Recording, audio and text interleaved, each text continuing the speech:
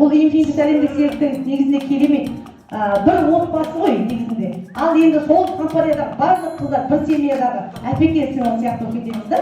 Мен осы компания болмаса, мен әр уақыт айтамын, мен бұл компания болмаса кім едім? Мен бұл компания болмаса сіздерді қайдан танушы едім?